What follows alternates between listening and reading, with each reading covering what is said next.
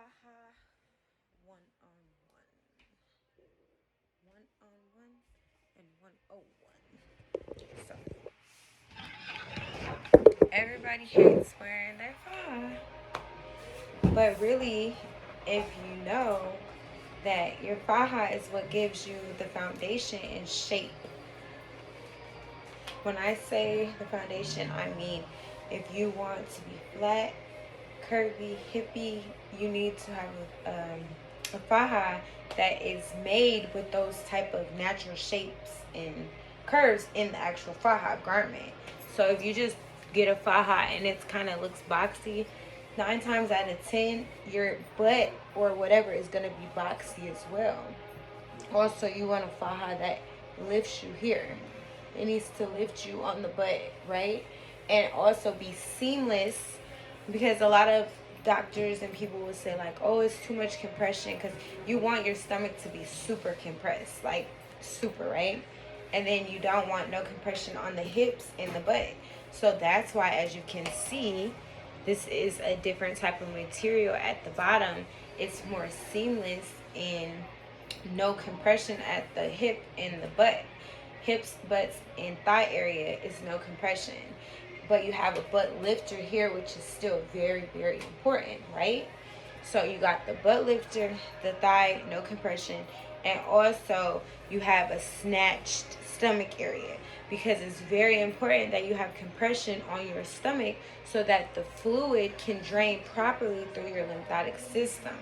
When you compress and drink a lot of water and wear your faja for 23 hours a day, you will look snatched forever. And now, if you're not wearing your faja, you're eating whatever you want to eat, and you're not drinking your water, you're not getting any post-op aftercare, because it's 2022, and let's just face it. If your doctor's still telling you that you don't need post-op aftercare, you need to be doing your own research and notice the difference between a client that has had surgery and that did not get any post-op aftercare versus a client that went to surgery and also got post-op aftercare. It's a huge difference. You can see one client is more firm and toned and no lumps, no fluid buildup, no pockets, no wrinkling in the stomach. And then you'll have one client that is like wrinkly, has knots, talks about sharp pains. That also can happen to a person that is getting massages that are not getting the proper post-op massage, okay? Because I really want to stop calling post-op care massage, because it's not a massage. Honestly, it's post-op care, which is draining of the fluid naturally, eliminating the fluid through your lymphatic system, which is your lymph nodes, right? So that is totally different than just getting a regular massage. But we're not talking about the massage right now. Right now we're talking about the garments. So like when you get your breast done, you should be wearing a breast garment. I've seen some doctors are putting you guys inside of just regular sports bras. That's not good enough. You need to wear a actual compression breast garment that is made for breast augmentation, okay?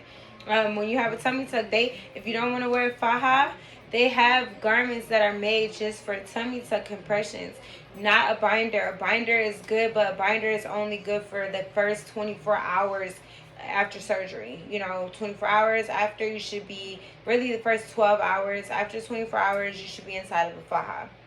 Yes, you should be inside of a faja. Okay? They have tummy tuck garments as well. You should be inside of a compressed faja.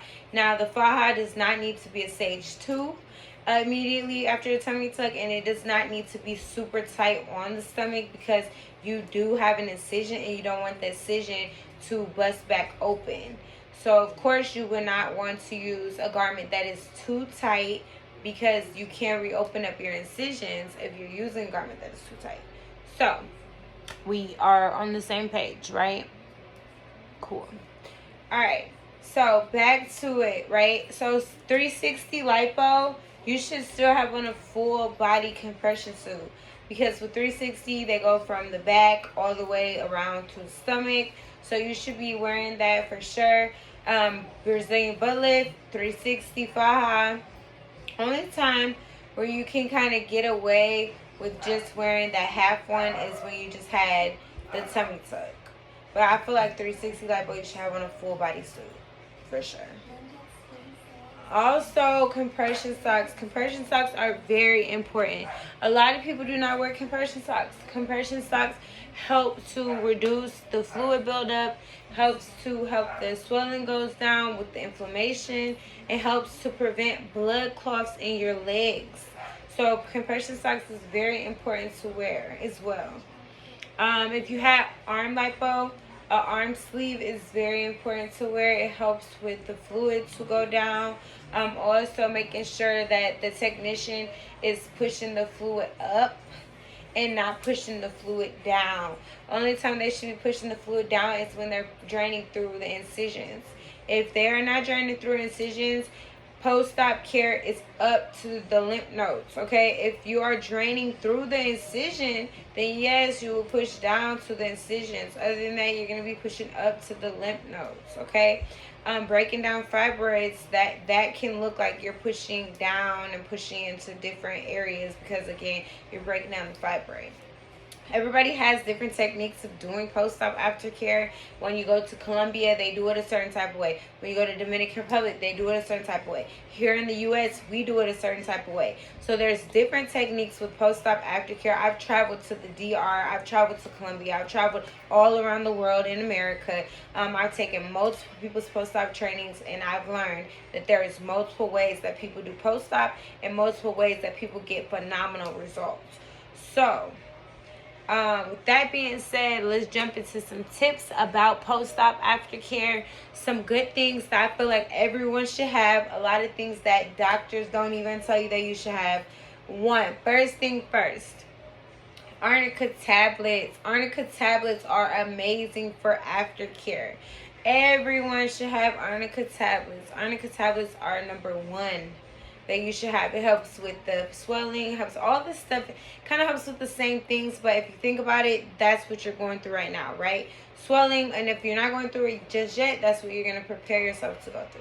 The swelling, the pain, the inflammation, and just, being kind of tired. Prepare yourself to be kind of tired. Drains. Burning. Sometimes you're going to have some burning. They don't talk about the burning. There's a sharp burning that will come through just out of nowhere. It's this sharp burning that comes, and you're just like, oh, because it's so irritating and burning. It is normal. It's the fluid, and also I believe that it's from the liposuction, the friction that they're doing inside of your body. I believe that that's where that sharp pain and just sharp structure comes from. Okay. Also with preparing yourself for surgery, just to have everything in order. If you have kids, make sure all the kids' things are in order. Your house should be clean. Make sure that you have multiple fajas. Multiple of everything would be good. Lots and lots and lots of maxi pads. You can never have too many maxi pads. The bigger the pad, the better. Shower curtains are very good. Dog pads are also a must. You definitely want to have those if you're getting complete invasive going to sleep surgery, because that, of course, is more aggressive than the just Sonabella or the smart lipo is what they're calling it now. So that is when you're awoke. That tends to not have as much draining as when you go to sleep. So the anesthetic procedure tends to have more when you use anesthesia and go to sleep. It seems like those are more, they are very much more aggressive. So those procedures, prepare to drain a lot. Some people don't drain as much, so if you are one of those people that don't drain as much, don't worry. Don't get all like panties in a bunch. It's okay. Everybody's body is differently. Make sure that you're drinking a gallon of water every single day. If you are getting a BBL, yes, get you a BBL pillow. Do not be cheap. You don't want to be sitting on the results until they graft. Some people believe it's okay to sit on it, but I just feel like you should let your fat graft into the body. Let the fat find its permanent home before you start putting too much pressure on it. And also, you might not necessarily kill the fat cells, but you could move them. If the doctor put them in a certain place, by you putting pressure on one side or the other side, or you know, just different weights on each side, you never know what shape or form you could do to the actual surgery, right?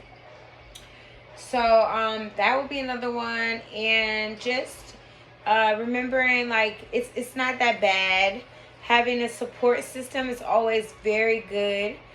Knowing like who's gonna pick you up, who's gonna drive you, who's gonna take you to get your medicine, who's gonna come over and check on you, things like that. If you have any underlying health problems, making sure that you get your own health in order before you tend to go under procedures, because even though everyone wants to get their body done, wants to have a nice body, I get it, but your health is your wealth. So if your health is not good, there's no reason to chance it, because you might not make it out. And unfortunately, a lot of women have lost their lives from things that they could have just prevented or waited on, right?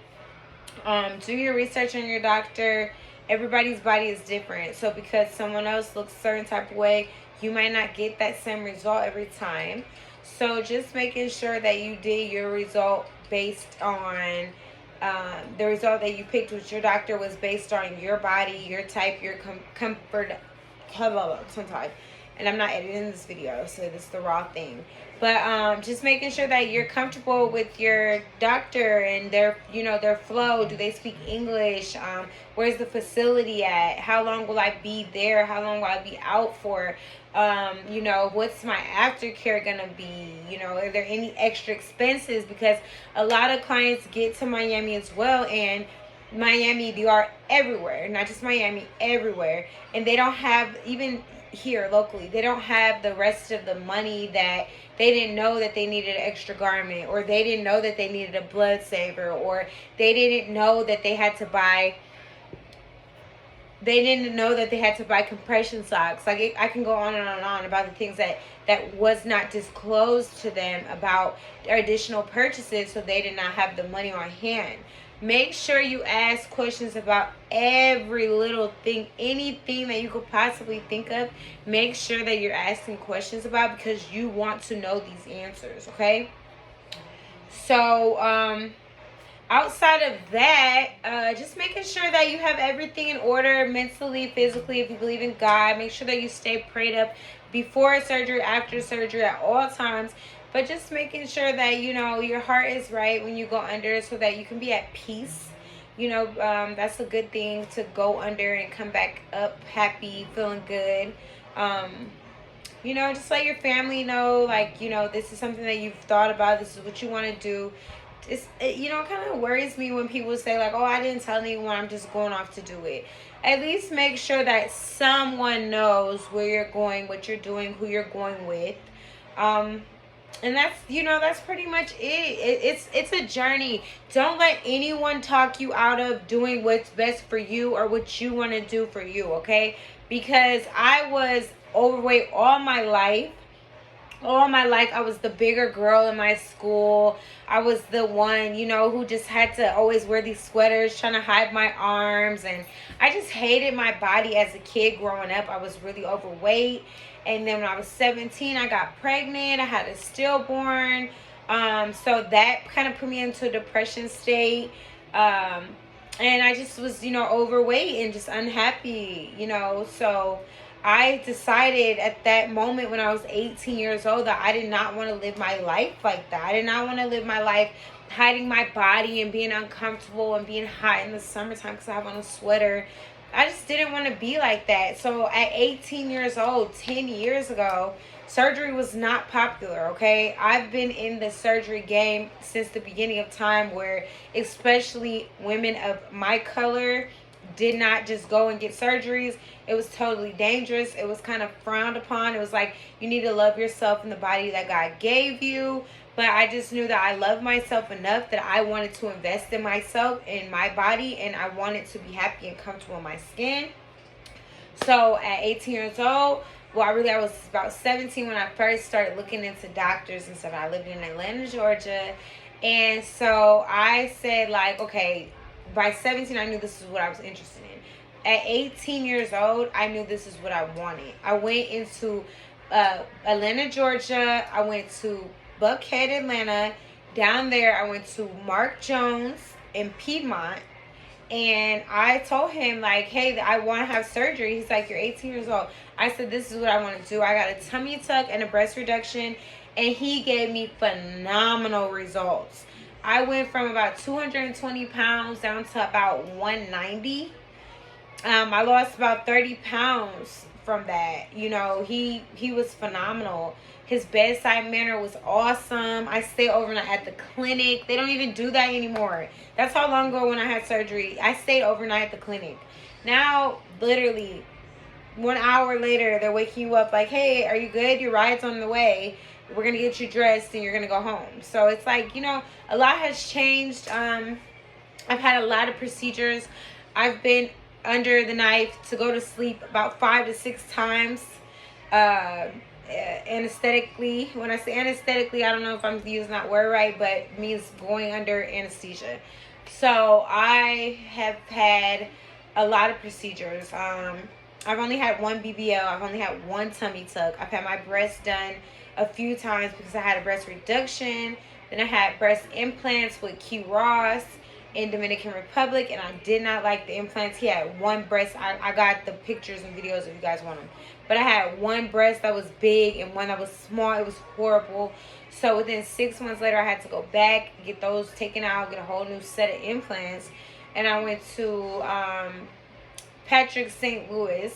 He was thebomb.com. He did my breasts. They look very good now. So I had my breasts done a total of 3 times. So I went under 3 times for that, right? So does that really count? Yeah, it really counts. But and then I had buccal fat removal. So that's the fat out of the cheeks. I'll do a video on all of these. If you guys want them, just subscribe to my channel. If you want these videos, let me know. I will definitely do it. I am the owner of Nourish Your Features. That is a spa. We do all of the surgery aftercare. We have all of the top garments. I've been in surgical aftercare for over 10 years. I have had every procedure that you can imagine besides gastric bypass surgery. I've had only cosmetic procedures. So again, you know, I've had my arms lifted, had my arm lift, thigh lifts, everything you can think of, I've had it done. So if you have any surgical questions, you want to know the real deal. I know it's a lot of new people getting into surgery. A lot of people, more fame, less than the other, whatever. But you can look me up. You can look me up. I'm on realself.com from almost 10 years ago. You can look up my surgeon, Mark Jones. He will let you know that I had plastic surgery with him 10 years ago. I'm very accreditable. So again, if you have anything that you would like to know from Michigan, Miami, Atlanta, Dominican Republic, I am your girl, okay? Zeunna Rose Woodruff, Zeunna Rose at Zeunna Rose Official, Zeunna Woodruff on Facebook. And again, you guys, I'm not going to be editing these videos because I'm going to give it to you guys the real deal. Whatever you guys want to know, however you want to know it. I'm going to open up my book. I've been, you know, making this story for about 10 years now. 10 years of my life, I've been making this story, and I'm ready to share it with the world. So whatever you guys want to know, whatever you're about to plan for, if you're interested in getting surgery, if you already had surgery, I'm here to talk about the good and the bad. I also take girls to surgery, so I fly to different states and countries with girls because I have a core with a lot of these doctors. And you know, I've seen a lot. Like, a lot of people will get on here and pretend like, you know, everything is just always peaches and cream, and you know, it's just always safe and this and that. I'm not gonna lie to you guys about anything. I'm not gonna sugarcoat anything. I've seen girls get blood transfusions. You know, I've seen a lot. Like, I've seen a lot. Okay, I've seen girls near death. I've seen everything. So whatever you guys want to know, the good, the bad, happy, and the sad, and in between, just I wanted to be your support system. I'm here. Thank you for watching. You have a blessed night.